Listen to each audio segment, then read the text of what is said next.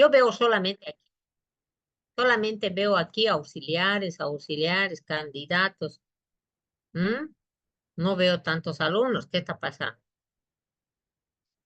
Bueno, esfuércense, jóvenes, porque para el próximo año usted puede ser auxiliar, ¿no ve?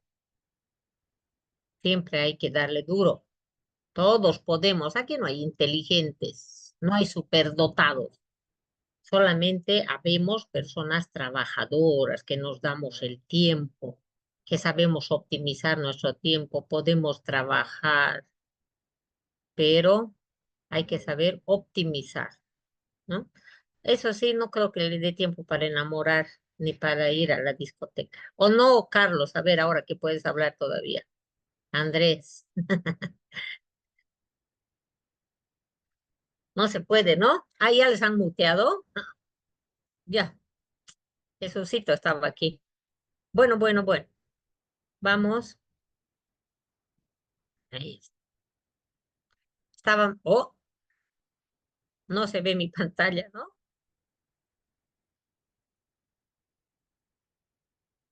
Bien. Entonces, insistimos de que estos virus nos tienen que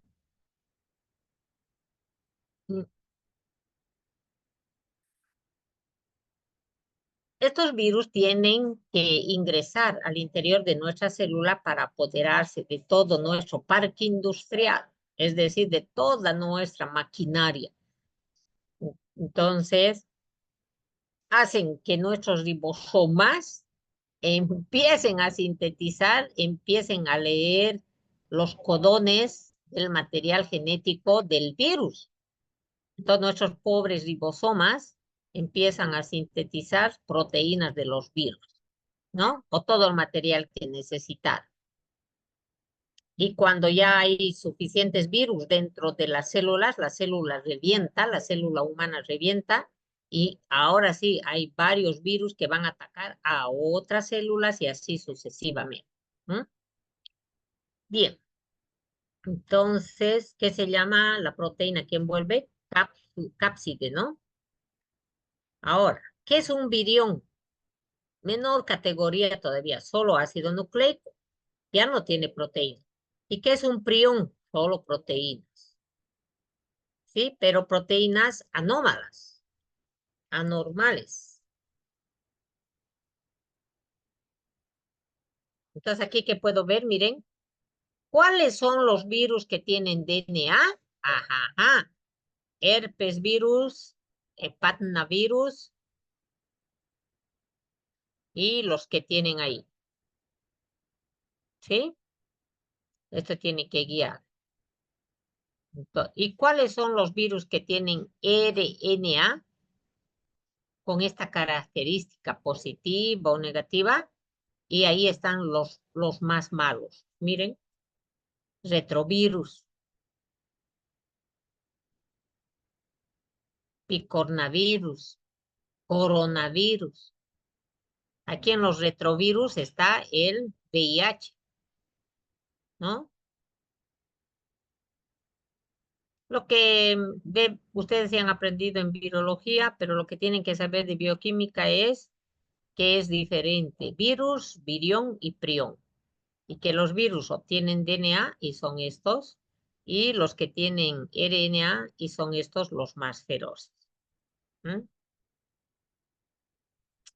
¿Qué son los bacteriófagos? Estas son estructuras que parasitan a las bacterias. ¿Cómo es esto? Y mire esto, no sé si tengo otra imagen, no, ya no tengo. Tenía otra imagen, bien. Este bacteriófago, ¿qué es lo que tiene aquí? Material genético. Y con estas estructuras se prende a la bacteria, se prende a la bacteria. Y cuando ya está bien agarrada, le inyecta a través de esta su jeringa. ¿Qué cosa? Su material genético. Pues tiene la forma de T, inyectándole su ácido nucleico.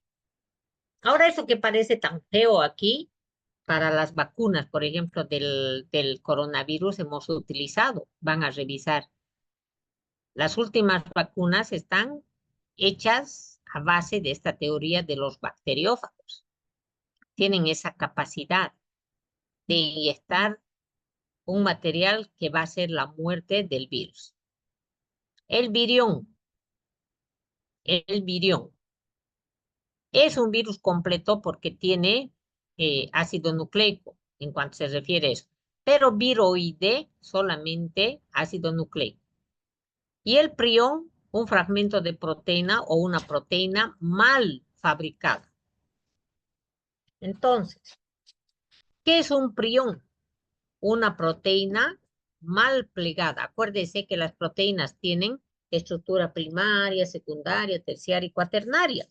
Entonces, la segunda es la que se plega. Ahí es el problema. Algo sucede en nuestro mismo cuerpo humano que nuestras proteínas salen mal fabricadas. Y ahí surgen una serie de patologías que se denominan demencias, locuras. Y ahí tienen, por favor, miren, encefalopatías. ¿Qué es encefalopatía? Patía, enfermedad del encéfalo. ¿Qué es el encéfalo? Lo que es el cerebro, cerebelo, tronco cefálico y el diencéfalo. Miércoles 100 me voy a sacar en Q, ¿no ve? Entonces esto se llama encefalopatías espongiformes. El cerebro, el encéfalo, adopta la forma de una esponja y no como la forma normal que tiene con circunvoluciones, donde se pueden ver los surcos, ¿no? Las cisuras que son características del encéfalo. Bien, este grupo de enfermedades neurológicas entonces se deben a que hay priones o nuestros priones o priones que hemos consumido con nuestros alimentos. Ahí yo tengo, por ejemplo, esta enfermedad de Creutzfeldt-Jacobs, es un tipo de enfermedad. Esta es su tarea, esta noche no puede dormir, tiene que leer. ¿De qué se trata esto? El insomnio familiar han debido escuchar. Hay gente que de pronto duerme una semana o duerme 10 días. Y esta es de las vacas locas. Entonces, este es cefalopatía espongiforme bovina. Y se pensó que no pasaba al humano, pero hoy está demostrado que sí puede pasar al humano. Entonces tengo la encefalopatía espongiforme humana. Así.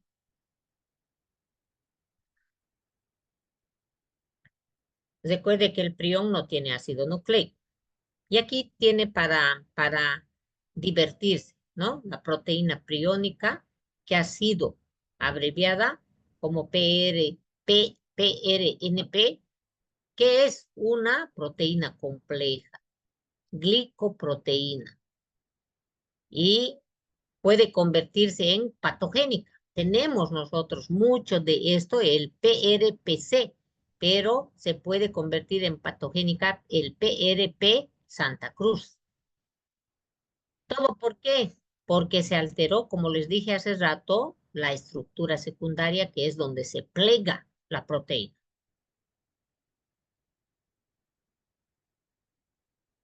Y esto va a provocar, claro, que la estructura terciaria, cuaternaria ya no sea el normal. Entonces, este prión, en comparación a otros agentes, no es que haya sido originado de un agente patógeno, sino que ha resultado de una mala fabricación de la proteína y que, claro, está relacionado con este gen. No importa el gen 1. Ya. ¿Se acuerda que hace rato que dijimos? El gen tiene la información para la síntesis de la proteína y la proteína da vida. Entonces, aquí la madre del cordero siempre va a ser el gen. De ahí que tenemos que cuidar nuestros genes. La genotoxicología indica, por favor, no consuma quinolonas cuando está en época fértil, porque podría provocarse daño en sus genes y sus hijos van a tener deficiencias bioquímicas, ¿no? No se sabe muy bien de cómo se puede transmitir entre individuos o de los animales, de la vaca al ser humano, ¿no? 1982, fíjense, es reciente, y hay más como aquí puede ver. Vean esto, por favor, no me da tiempo. Escrapié es de las ovejas. Curú es de los caníbales. Y estos dos que ya hemos visto, encefalitis espongiforme bovina y la otra es la humana. Tienen que leer, por favor, ¿ya? Para que puedan entender. ¿Se acuerdan de los aminoácidos que nunca se iban a volver en proteínas? ¿Se acuerdan, no? El glutatión, las encefalinas.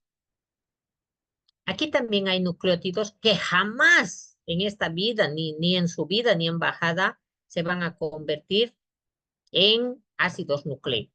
Son libres, pero son los más importantes. Miren, pregunta de examen. Indique 5 ejemplos de nucleótidos libres. Y ahí puede poner GTP, GDP, GMP, CTP, CDP, CMP, con cada una de las bases. ¿Y tenemos nosotros esto en el cuerpo? Sí. ¿Y para qué sirve? Son almacenes de energía en sus enlaces, en los enlaces químicos. ¿Para qué sirve un enlace? ¿Qué significa un enlace entre átomos? Es que es una reserva de electrones, reserva de energía. Un resumen. ¿Qué significa ADN? Sabe. ¿Qué es es la unidad de información que se denomina gen? Y el gen es un lunar, son varios lunares en los cromosomas. Su unidad estructural, ¿cuál es? Nucleótido. ¿Qué es el nucleótido? Fosfato, azúcar, base. La base puede ser púrica, pirimídica. ¿Cuáles son? Están anotadas. Ahora, ¿quiénes son los padres de esta doble hélice? Watson y Crick. Nos olvidamos del James, del Francis. 1953. No es muy lejano, joven. ¿Para qué sirve el DNA? Primero se duplica y me dan 4 cadenas. Semiconservativa. Semi quiere decir la mitad. Claro. Por ello que en su momento van a entrar caracteres del padre y de la madre. Semi. Transcripción, que es copiar una cadena, lo que les dije. El DNA, este sectorcito quiere copiarlo. Este sector quiere sacarse un screen y se lo da al RNA mensajero y le dice, por favor, llévalo al ribosomal para que lo descodifique. Porque me hace falta neurotransmisores GABA, B, que fabrique. ¿Para qué me sirve esta materia? ¿Por qué tengo que entender? ¿Por qué tengo que estudiar? Uno, porque el DNA es el depósito de la información genética y que la herencia del ser humano pase para que se formen nuevos humanos. O sea, el DNA tiene la información genética para perpetuar la especie humana. Uno. Y dos, se encuentra ahí la información para la síntesis de proteínas, para dos cosas. Dos cosas. Entonces, ahora, con estos adelantos que se está teniendo, mm, sirve para la terapia genética. A ver, esto es muy interesante.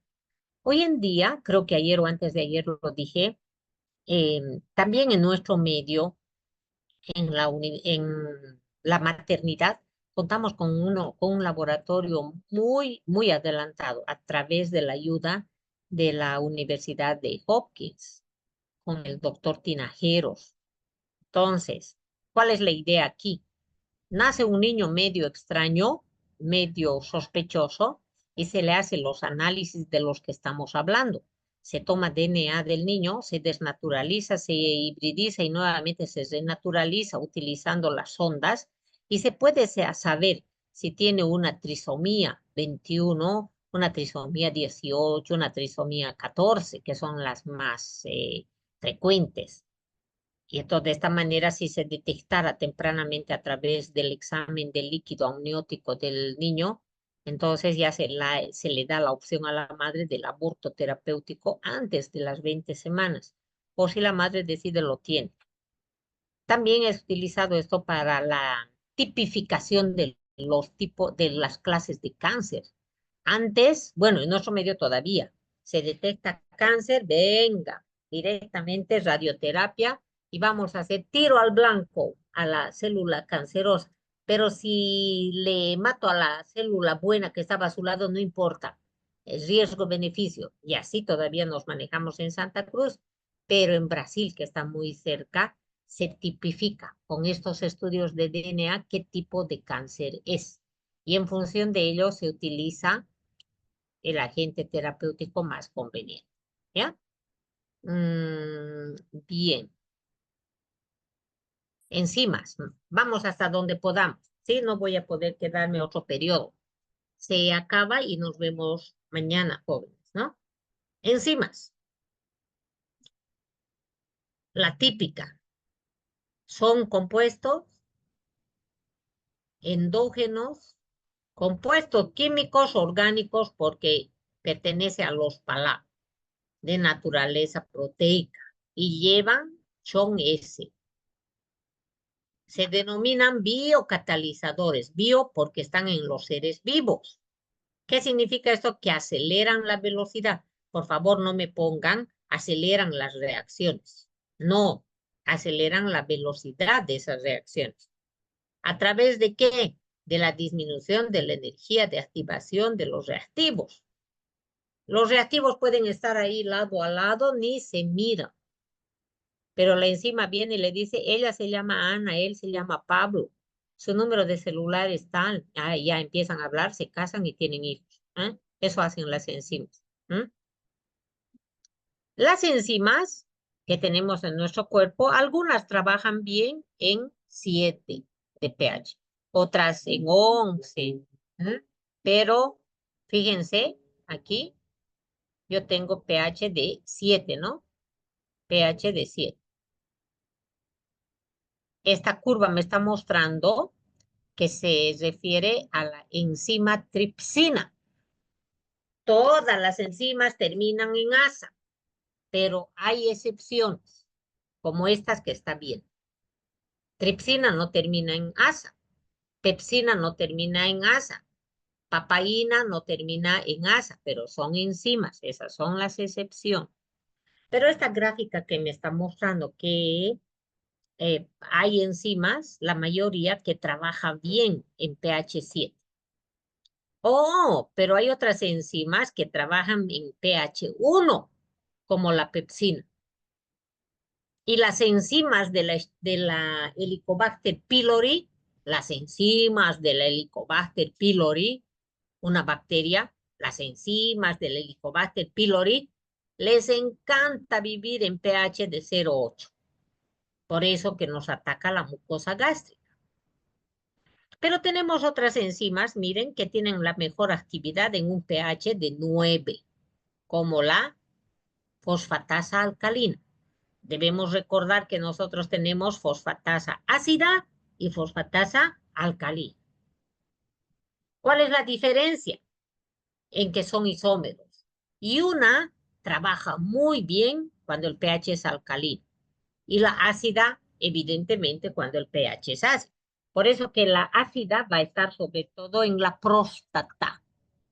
Cuando yo tengo un paciente y sospecho que tiene prostatitis, entonces que voy a pedirle determinación de fosfatasa ácida. Y entonces ahí podré diagnosticar con el tacto rectal, podré diagnosticar con la ecografía prostática que tiene una hipertrofia benigna de próstata, pero cuando el tamaño o el volumen sea muy grande por ecografía, entonces voy a pedir marcadores tumorales. y podría llegar a la conclusión de que tiene cáncer de próstata. Y para ello se utiliza un radioisótopo. ¿Cuál es? Muy bien. ¿Iridio cuánto? Iridio, ¿no? Es el radioisótopo que se utiliza para esto. Entonces, la idea, jóvenes, aquí es que la mayoría de nuestras enzimas trabajan muy bien a 7, pero hay otras que trabajan muy bien en extremos, en extremos. Estas enzimas se clasifican en 6 grupos, ¿eh? Óxidos reductasas, casi siempre. Se las conoce antiguamente con el nombre de deshidrogenasas. ¿Qué es óxido reductasa? Una sustancia se oxida y la otra se reduce en forma paralela. ¿Cuándo se oxida una sustancia?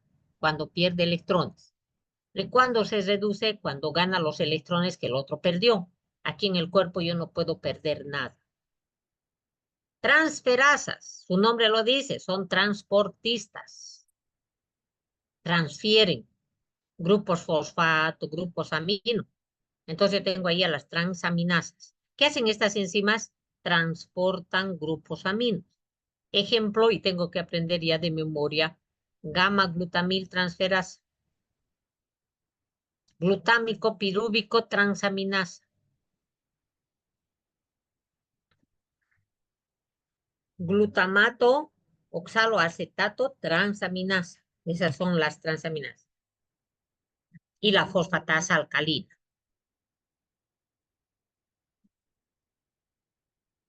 Hidrolasas, enzimas que lisan, liasas que unen, isomerasas, que cambian a su gemelo, isómero. Ligasas, que unen también, igual que las liasas. El asterisco significa que son muy expertas, no necesitan ayudantes, no necesitan ayudantes, las hidrolasas ni las liasas. Algunas enzimas tienen necesidad de sí tener en su composición metales. Para ello es necesario los elementos menores, que están en el 3,6%, como sabe usted, o es necesario que tenga oligoelementos como el molibdeno. No es molibdeno así, molibdeno es B, ¿no? Molibdeno. Cámbielo eso, no está bien. Hierro. ¿Para qué necesita el hierro? Para la hemoglobina, para los citocromos, para la peroxidasa y la catalasa. Cada vez que usted vaya a recetar hierro, ¿para qué le está recetando? Para su anemia, mentira. Para sus citocromos de la fosforilación oxidativa o respiración celular, que es la gradita, la peroxidasa y la catalasa. ¿Para qué necesito catalasa? Para destruir el agua oxigenada que yo formo, que yo sintetizo. Para la tirosinasa, para la ácido ascórbico oxidasa, para el citocromo oxidasa, que está en la cascada de electrones. Ahora bien, la anhidrasa carbónica, que es la famosa, que convierte dióxido de carbono más agua en ácido carbónico, necesita zinc. ¿Se acuerdan que hablamos del zinc? El sulfato de zinc es un jarabe o una tableta que el gobierno boliviano se lo da gratuitamente a todos los niños menores de 5 años, porque es fundamental, está viendo, hemos dicho, sirve para que no tenga diarrea, sirve para COVID, ¿se acuerda? ¿Sirve para qué? Para que las heridas cicatricen rápidamente, claro, porque es componente de estas enzimas tan maravillosas. Molibdeno, santina oxidasa, deshidrogenasa del ácido úrico. Y el magnesio, definitivamente, no hay glucólisis si no hay magnesio. Por ello llega un paciente, ay, me siento débil. ¿Qué se le administra? ¿Qué se le va a dar? Solamente isotón cálcico que tiene magnesio o magnatil cálcico. Y entonces quédese media hora por aquí, por favor, va a estar en observación 1 hora. ¿Cómo se siente mejor? Claro, porque el magnesio empieza a hacer que las enzimas de la glucólisis trabajen muy bien y por lo tanto va a haber buena síntesis de ATP. Y la persona se siente enérgica, me siento bien, doctora. Solo estamos aplicando la bioquímica. ¿Qué factores factores que modifican a las enzimas. Las enzimas son las señoritas más delicadas. ¿Se acuerda? Ya habíamos hablado. Mm, bien. ¿Qué factores modifican la actividad enzimática? Si hay poquitas o muchas enzimas, no es lo mismo. Tampoco no es lo mismo si hay a poco o mucho sustrato. Yo no puedo darle una caja de medicamento, no puedo darle 2 pollos. ¿Ah? Lo voy a noquear a las enzimas. Las enzimas aceptan. Dame, puedo. 2 cervezas más, pero dale otras 2 más y ya no puedo. ¿Mm? Esa es la explicación. O los medicamentos. Dame 2 paracetamol de 1 gramo de una vez, pero 5 ya no soporta las enzimas. Se saturan y dicen hasta aquí llegamos, ya no puedo. Y la persona va a entrar definitivamente en un cuadro toxicológico por el paracetamol que puede ser fulminante, no pasar de los 4 gramos en 24 horas. La temperatura.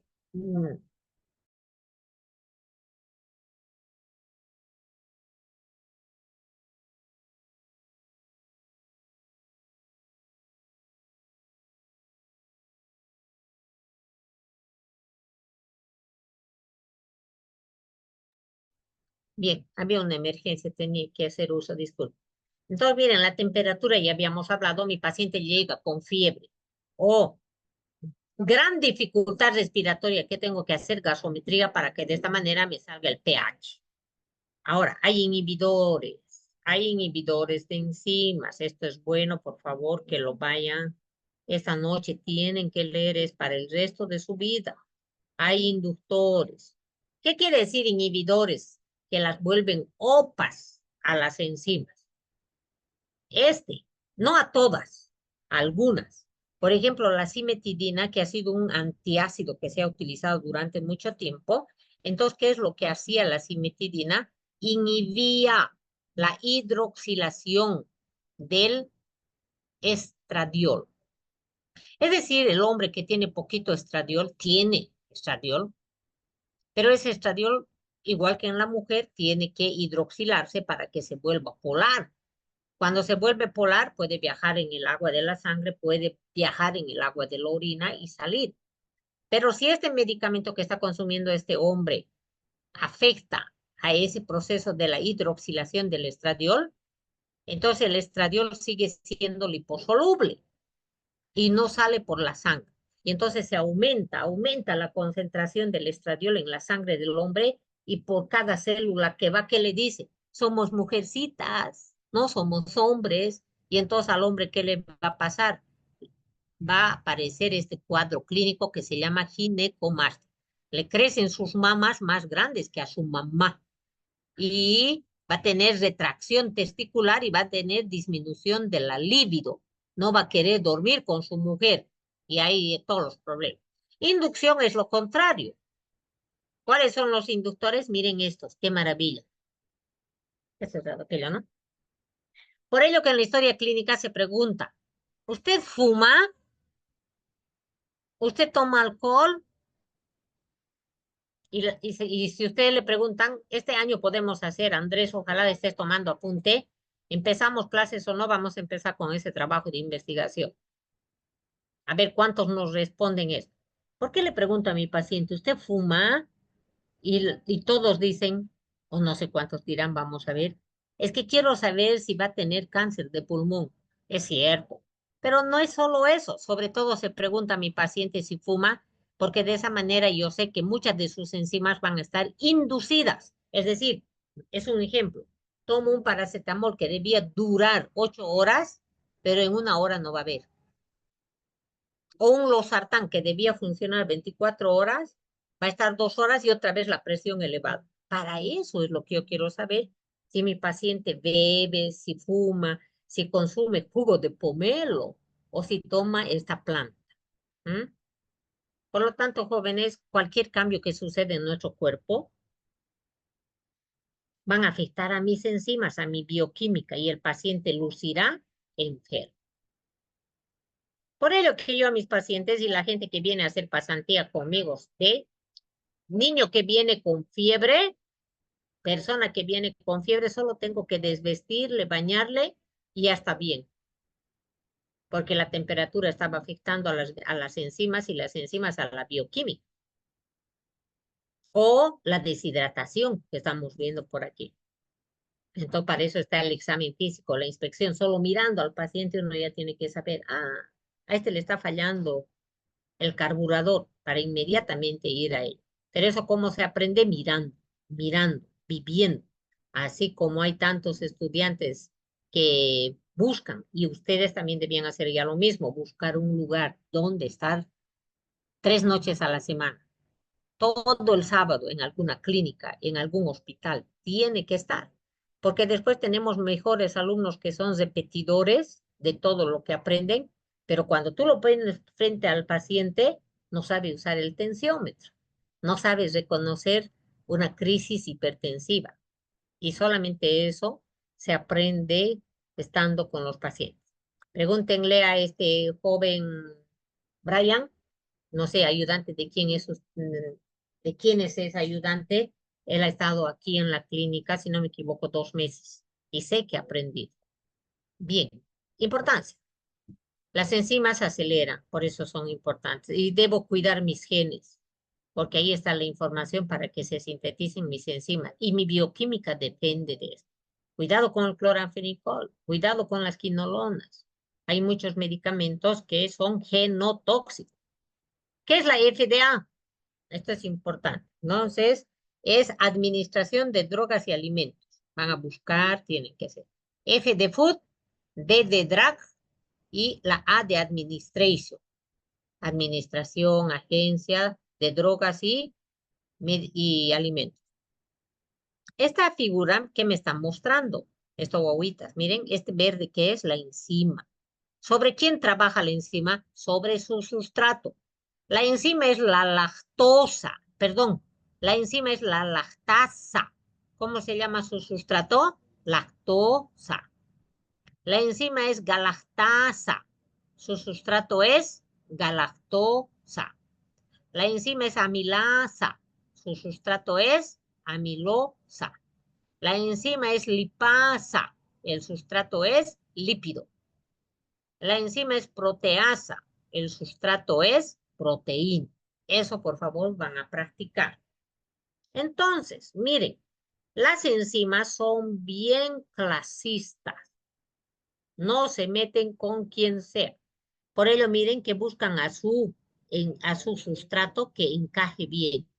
Por eso dice lactasa, lactosa. No es que la lactasa se va con la glucosa, ¿no es cierto? Ni la lactasa va a hacerle cosas a la proteína. Entonces se forma un complejo y luego surgen los productos. El blanco, un blanco se convirtió en un azul y en un rojo, pero la enzima sigue idéntica, no le pasó nada, no se gasta. Estos productos hermosos, miren, ¿qué tiene? La papaya tiene papaína, papaína. Y la piñita, ¿qué tiene? ¿Qué tiene la piña? Bromelina. Esas son sus enzimas. Ahora, ¿se utiliza? Por supuesto. Nosotros utilizamos la cáscara de papaya para curar dentro de lo que es la medicina alternativa. En algunos hospitales hay personas que tienen el derecho y dicen, no me pongan a mí ningún medicamento, quiero cáscara de papaya. País ¿cómo es? País plurinacional, no sé cuántas cosas, tiene que hacer caso.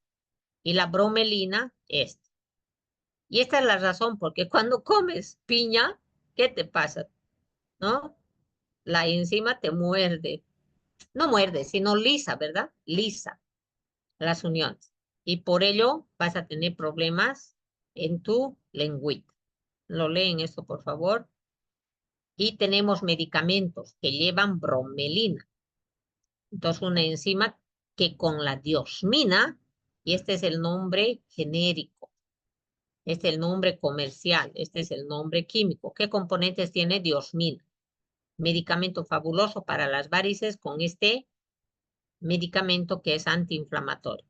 Igual tengo en este otro laboratorio, este otro medicamento antiinflamatorio enzimático. Hay algunos que quieren. Pancreatina es una enzima que se encuentra en el pancreoflato. Medicamento fabuloso, fabuloso. Bien, actividad enzimática. Las enzimas regulan el metabolismo, pero las hormonas también. Se acuerde que las hormonas son sus jefes de las enzimas. Habíamos visto en alguna clase eso. Las hormonas pueden ser de naturaleza proteica o lipídica. Las enzimas son biocatalizadores, aumentan la velocidad disminuyendo. ¿De qué factores depende? Concentración, pH, inhibidores. Aquí faltan los inductores. Inductores. Ah, eso me estoy olvidando. Una enzima se debe denominar holoenzima. ¿Qué es una holoenzima? La suma de apoenzima más coenzima. ¿Sí? Por favor, otra vez. Holoenzima es igual a apoenzima más coenzima. La coenzima o el cofactor puede ser inorgánico, sales inorgánicas y orgánicos, las coenzimas. ¿Y qué son las coenzimas? Pueden ser vitaminas y estas pueden ser lipo, ADEC e hidrosolubles, complejo B, complejo C. Hay que ver esta parte, por favor. Ahora, en las enzimas debemos tomar muy en cuenta de los inhibidores que pueden ser reversibles e irreversibles. Tenemos muchos venenos que inhiben a las enzimas de manera irreversible y las matan. Si tenemos los insecticidas fosforados, atacan a la acetilcolinesterasa de manera irreversible. Y si lo hacen más del 70%, por más que lo tengamos en hospital con respiradores mecánicos, la persona va a morir porque no se da tiempo de que se sintetice nueva acetilcolinesterasa. ¿Mm? Alostérico quiere decir, tiene dos sitios activos. Creo que aquí todavía tengo. Sí, no terminé. Aquí está. Componentes de una enzima, holoenzima más apoenzima más coenzima. La coenzima es la parte no proteica, que puede ser, como hemos visto, vitaminas o electrolitos. Se va a acabar, jóvenes. Un gusto haber estado con ustedes. Yo tengo todavía pacientes. Voy a ir estoy haciéndoles la observación y me di el tiempo para estar con ustedes con mucho gusto. Por favor, les voy a pedir que vayan leyendo, ¿sí? Tienen que leer. Es un esfuerzo bien, que al final va a ser bien merecido. Pero si solo están pasando clases o escuchando clases, no tiene frutos. Ustedes tienen que hacer sus esquemas, tienen que hacer sus resúmenes, unas cuantas flechas, unas cuantas cosas que se memorice y que se enlace, va a ser de mucha importancia.